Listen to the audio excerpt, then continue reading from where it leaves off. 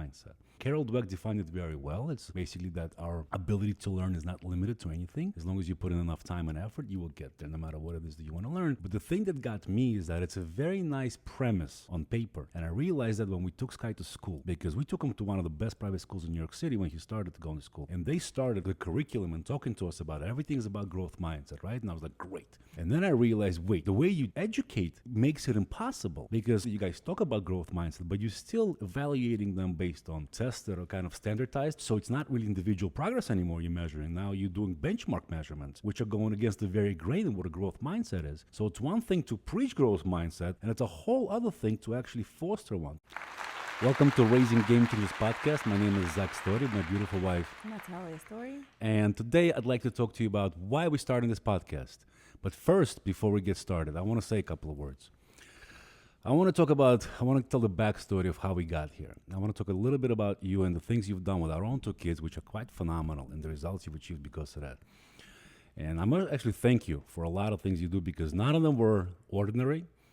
And at first, obviously, you had to convince me or explain it to me, and then you're just like, all right, I'm just going to ignore you, Zach, because the things you're telling me are so outdated, like, developing discipline through discipline, things like that I grew up with that I thought was good parenting, by the way. Through punishment.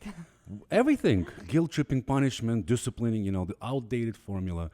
So I remember when we started, it kind of made sense to me, right? And we started literally while you were still pregnant with them. I remember the headphones that go around the belly in order for them to listen to classical music while they're still in your belly, then me reading books to an unborn child.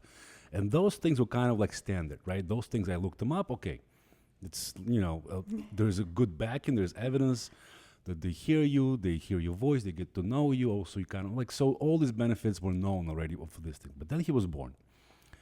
And I remember the first shot came to me when he was about 10 days old, right? And his belly button thing fell off. Mm-hmm. And you already had a floaty around his neck ready for him. And you literally started teaching him swimming, basically, when he was 10 days old in the bathtub. That was first thing. That was like, okay. Second was, you always made that water in that bathtub quite chilly for him. Because I remember the one time that I gave him the bathtub, he fell asleep in it because the water was so warm.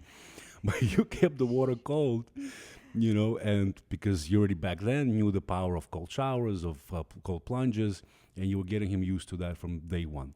Secondly, literally a few months into it, okay, this I'll never forget. Because when I saw the helmet for a 4 or 5 months old person, I thought I'm crazy. But then I remember when we went to Florida, Sky was 6 months old, the first time he flew on the plane. We went to Club Med. And when we checked him in at Club Med, like they have the service, right, where they take care of the babies, the infants, and parents can go out and have fun. We checked them in. Those were professional nannies that been doing this for years, right? And they're like, we've never seen this before. Nobody ever checked in a baby with a helmet yet. So things like that you started to do, they were completely unorthodox. And then when we came back from Florida, you started taking him to French and Chinese classes since he was 6-7 months old. That was literally fun. Going from Upper West Side to Upper East Side twice a week with the little baby and engaging him into other languages. By the way, we were speaking to him in Russian at home. We knew he's going to pick up English because we live in America, and you were teaching him Chinese and French from when he was 6 to 7 months old. So those things already were completely unorthodox. And then whenever I would try to talk to him and educate him, you would be like, stop, please, stop this immediately. Here, take this book, read this book. We started from a whole brain child, something like that, then mindset, then this book. And I'm like reading about it and thinking that everything we know about parenting is wrong. It's unbelievable. So thank you for taking that kind of approach. Thank you for protecting them from me and my old beliefs of what's good in parenting, which today I see most people that are trying to be good parents, they model their own parents through no fault of their own. And that was the biggest, I think, thing that you stopped me from is like, just because you think you were raised well doesn't make it so. Basically, stop thinking that good parenting, the way we used to think about it, is still good parenting today. Because we know so much more about how the brain works, how the early phase of the first 3 years or the first 7 years, when the prefrontal cortex gets developed in the body, the importance of those years, I remember that in the beginning it was hard to get through to me, so you just completely, you went to war. You went to war for your children, basically, with the father and the parents of the father and your own parents. They didn't listen to anybody until we all got on board, and now we're seeing the results. The results are unbelievable. They're mind-blowing. They're awesome. And our son is only 8 years old. He's already spectacular in the things he's achieved and done. Our daughter is not even 3. She's playing chess with me every other day.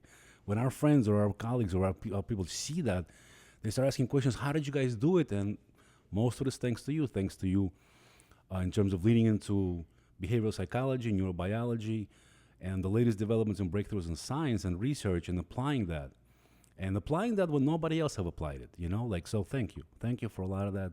Welcome. I couldn't be more excited and happier today, even though I'm not going to say it was an easy road. I don't think parenting can be easy, actually. But it's rewarding.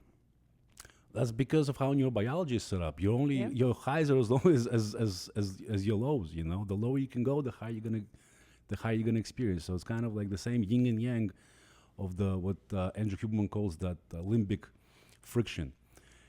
So now that we got that out of the way, thank you again. You're welcome again. And coming back to the podcast, I want to start off the first episode with the why. Kind of like the title of Simon Sinek's book, Start with the Why. So why raising game changers?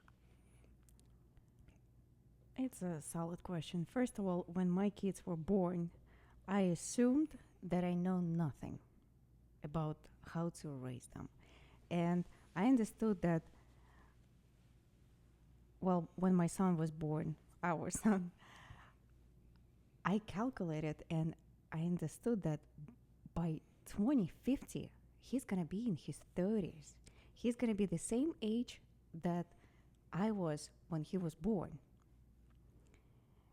And the technologies were started at that moment growing so fast. Mm-hmm. It's like it was like a revolution almost instantly, because computer power got so powerful, and it was like getting more and more powerful every 2 years, right? Doubling every year. And at that moment, I understand that he's going to have completely different reality than mine. Mm-hmm. I'm not even talking about my parents, right? Simply because we live in the age when technologies, it's a technological revolution. Yuval Noah Harari, he calls it that he divides the human evolution into 3 stages, basically. First, it was a cognitive revolution, when Homo sapiens learned how to speak, learned how to communicate with each other, learned how to tell stories or myth. Second was agricultural revolution, when humans were kind of replacing human labor and replacing with animals, right? And then a third stage was technological revolution. It was manufacturing, scientific revolution, all of that combined. And when our kids were born, and he wrote that book in 2011. Which one are you referring to? Sapiens. Sapiens. But our son was born already after he wrote that book. So I would love to ask him that question, because I think right now we live in a completely different age and era when we have no idea what's going to be in our kids' future. And I assumed when Sky was born that I know nothing. And I decided to go after, search to find out what is it going to be. And I still understand that nobody, basically the most respectful experts in the world, they can only assume what's going to happen.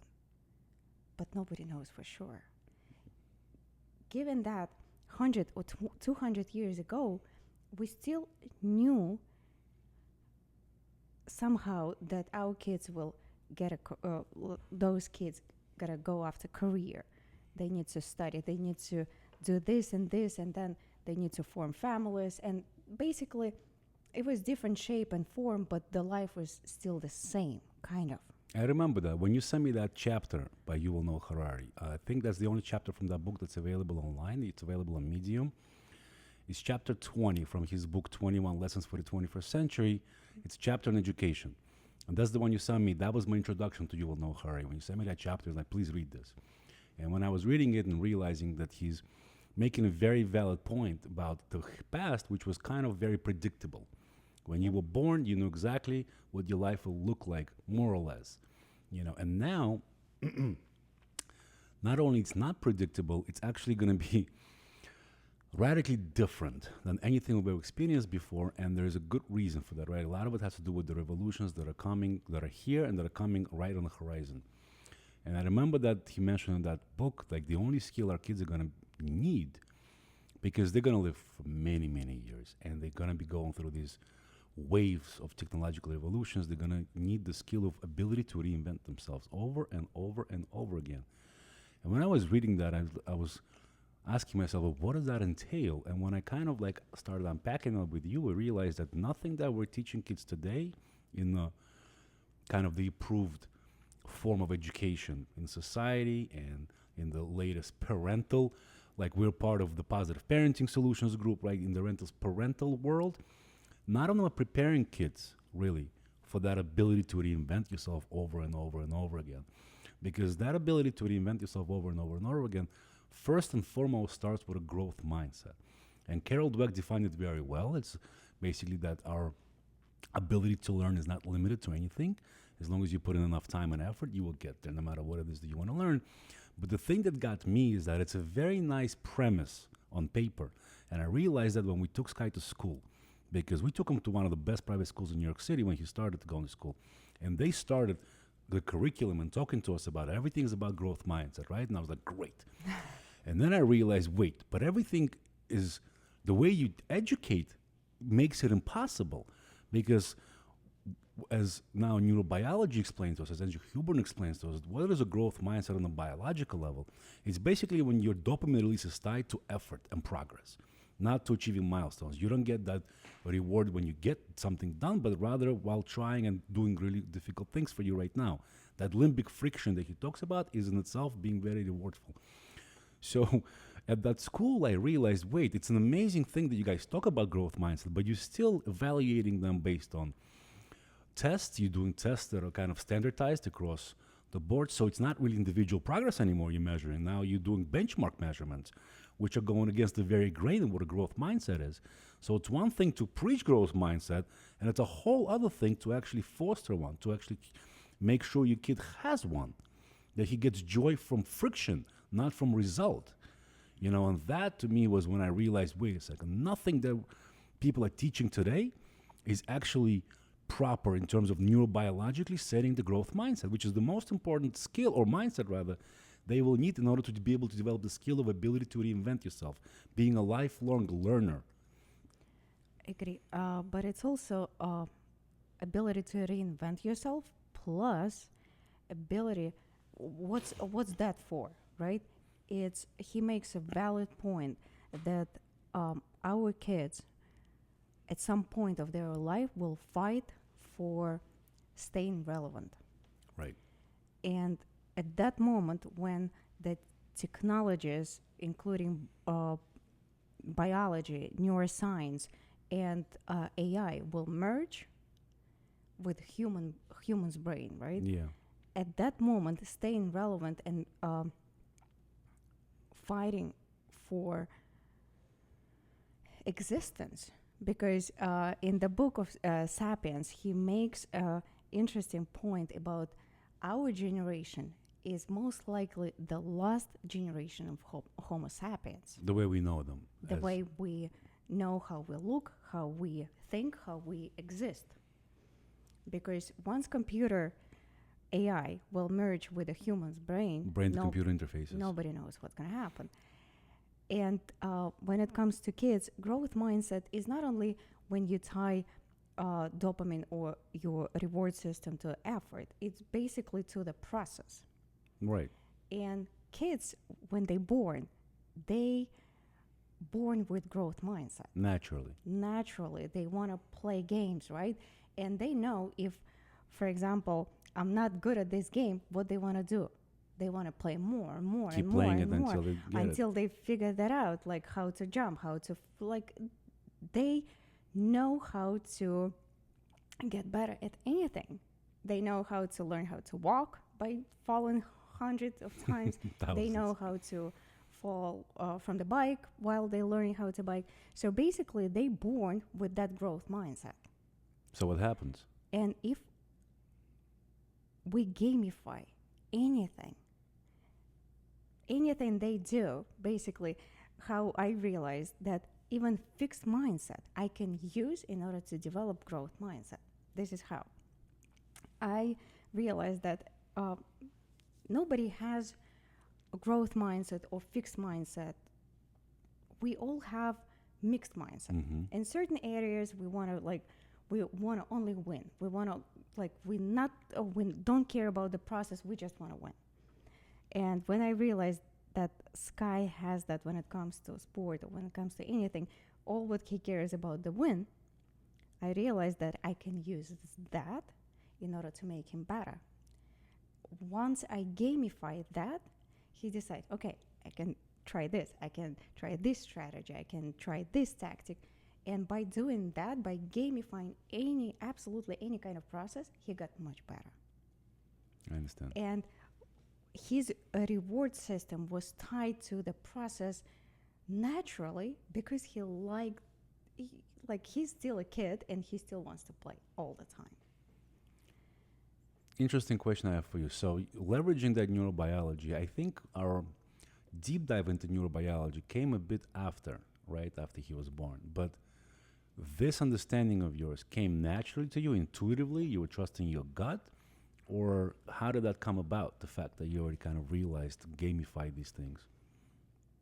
It was a process, it was a journey. And as I said before, I assumed that I know nothing. And that openness to new ideas allowed me to experiment with my own child.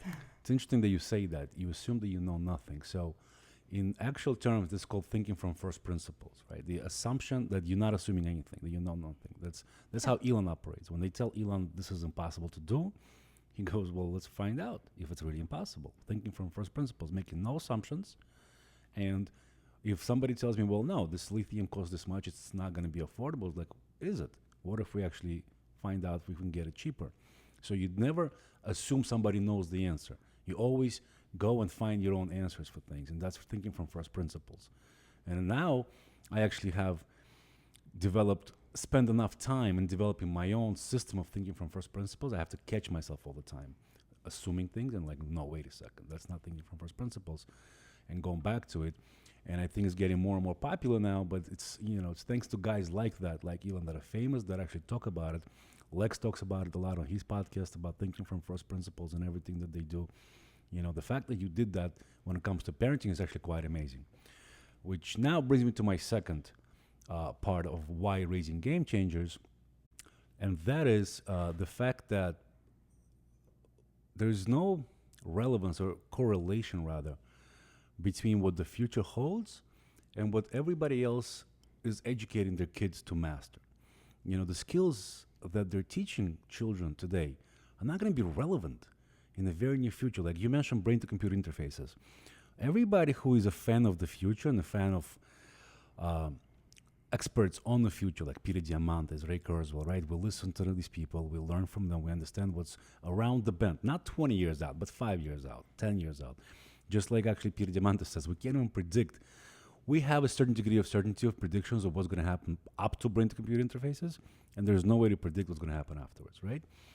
The point is that I'm trying to make is that people may doubt it, people may not like it, but it's coming and it's inevitable. There's nothing anybody can do about AI or brain-to-computer interfaces. They're going to be part of our everyday fabric of life, whether you like it or not.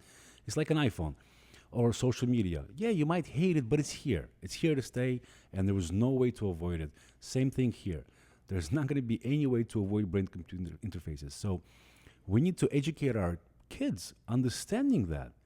For instance, when it comes to learning certain sciences, when it comes to understanding certain things, to me, it's like, why would you spend all this time teaching somebody that if it's going to be completely irrelevant in 10 years? I remember when I first read what Einstein said. Einstein, we're talking about 80 years ago, 70 years ago. He said, do not try to memorize anything you can look up. Spare your brain cycles and your memory. If you can look it up, don't memorize it. Why are we still making kids memorize things when we live in a world of information overload and abundance, and we're about to enter a world of instant access to information? We don't just live in that kind of world. We actually live in the world ourselves. We already integrated with the iPhone. Absolutely. We yeah. can't even go to the bathroom without it, right? It's The like a second- missing limb syndrome when you forget your smartphone. The second you left it somewhere, you already irritated. You can't like function fully. That's this. Oh, so we kind of already integrated. The second we're gonna be integrated with like our brain with AI, computers, and whatever it's gonna be, Neuralink, and it's gonna be connected to internet. It's also gonna be. There are also dangers, right? To be hacked, to be manipulated. Of course. And manipulation we already see today. So it's here today. It's not going to be like in 20 years. It's already here. And to be real, our kids can be easily manipulated by playing video games or by just basically until 7 years old. Anything you tell them, like any authoritative figure, whatever tells them, they take it as a truth, and that's what becomes their beliefs. So once I learned that, I was like, whoa. So whatever basically I tell my kids will become their reality. And in that Sapiens book, he talks a lot about how it all started, how Homo sapiens, before Homo sapiens, was 5 different sapiens species. So his theory how Homo sapiens actually survived is by communication, right? By language, by ability to tell stories, and then by creating different values through religion, through different communities, tribes. So we also live today in a day and age when religion is no longer creates those values for our kids, right? So we need to recreate the values. We need to recreate so many things, because like at this, it's like a starting point, like sometime in future history, right? It's gonna be like starting point of something completely new. Yeah. And whenever I send my kids to school, which I'm no longer gonna do, I think that person who created that curriculum, or the person who actually educate my kid today, right now, they have no idea. They know nothing about my individual child. They know nothing about the future. They don't even think about that by 2050, 40% jobs in United States will become obsolete. I don't think it's going to take that long. Not even this- near it. That's the best case scenario.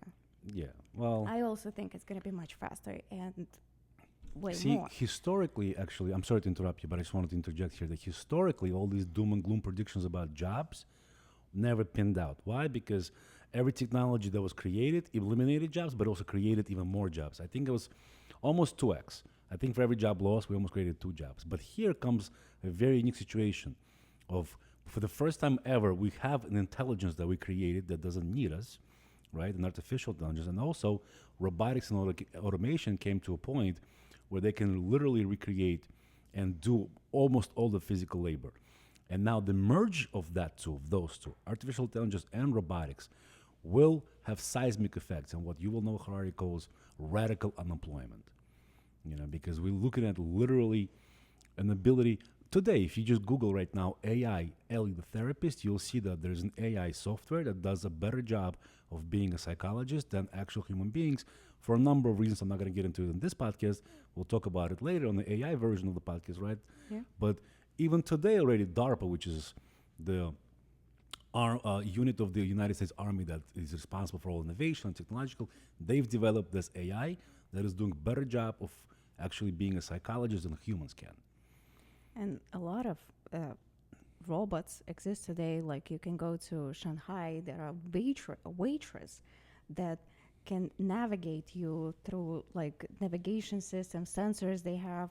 So I think it was Pizza Hut that replaced in Shanghai all the waitresses, and now robots are greeting customers. How about that Sophia? I remember that interview with Tony Robbins, very beginning of 2020, right before the pandemic.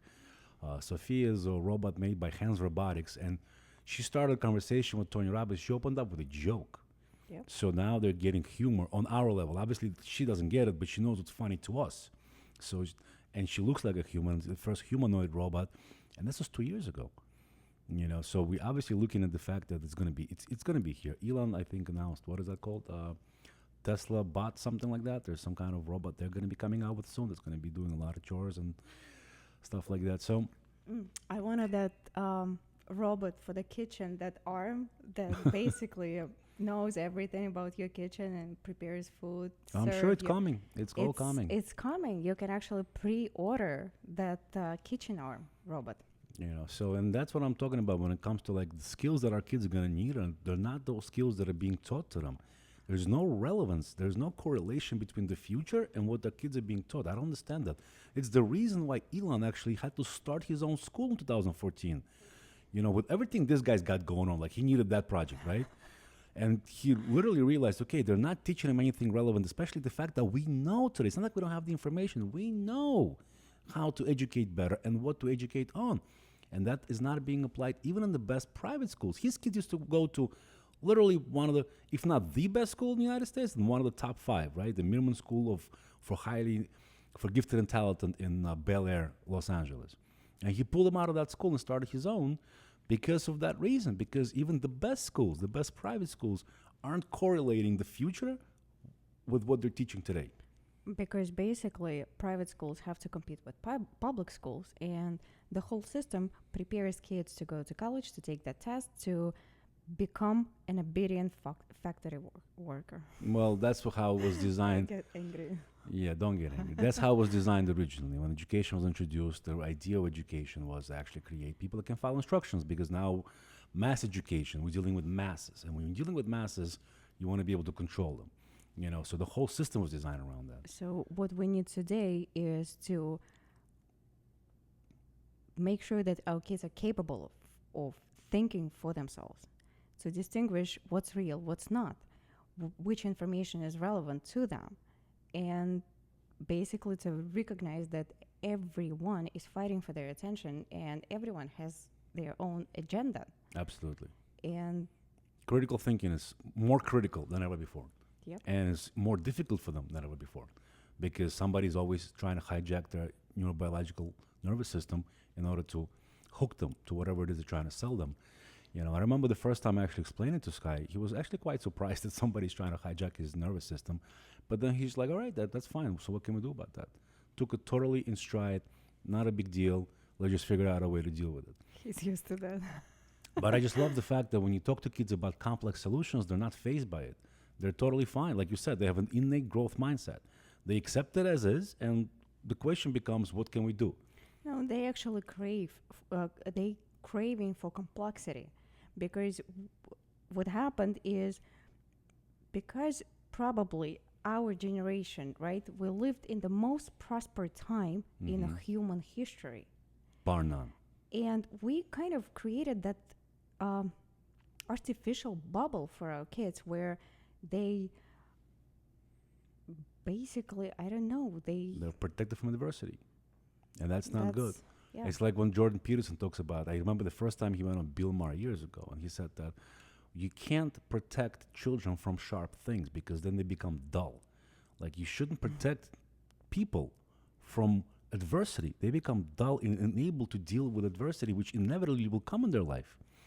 Instead, expose them to that. So how would we expose them for... I mean, it's also not really natural for parents. Like, we kind of designed to protect our kids, right? So today we have to expose them to that difficulties, challenges, adversity. So how do we do that? There are a number of ways, and we'll talk about them on many more podcasts, but just off the top of my head, you're talking about sports, entrepreneurship, apprenticeships, things that are constantly challenging. Things that are constantly challenging. Yes, that's how you expose them to adversity. There's other things, like we had an experience lately that I'll talk about it later when, let's talk about it right now. We got Sky got himself 10 chicks, right?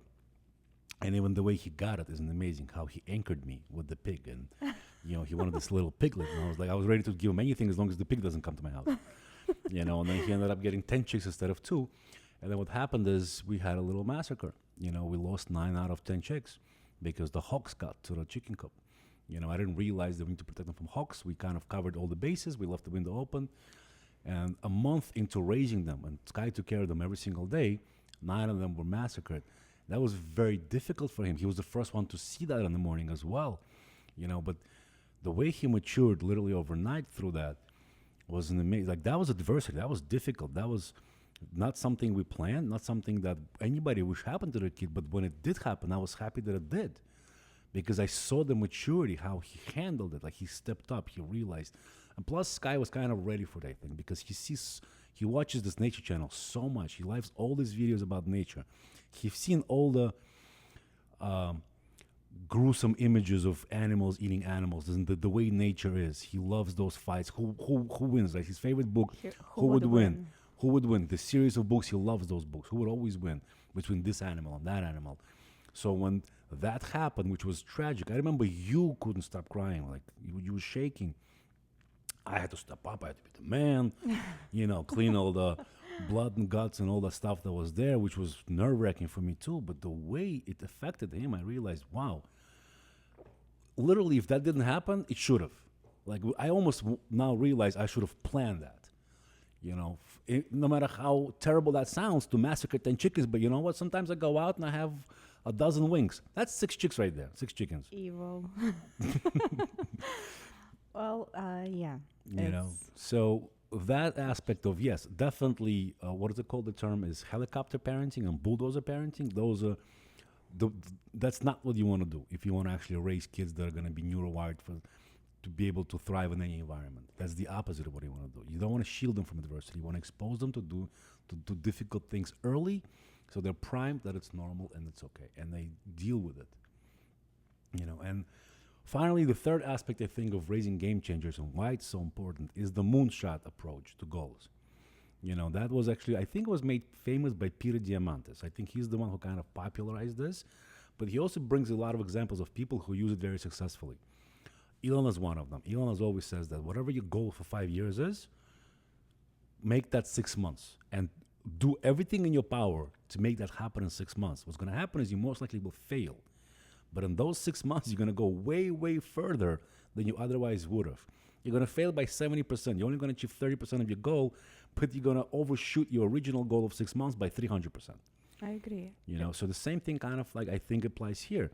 If you're going to actually raise a game changer, whatever that means for you, right? Whoever it is you want to raise, a super achiever, not just achiever, but somebody who is mindfulness is there, ability to think critically, all the aspects of a game changer. If you want to strive for that, you want to raise the best of the best, even if you fail short, you're probably going to way overshoot your original goal.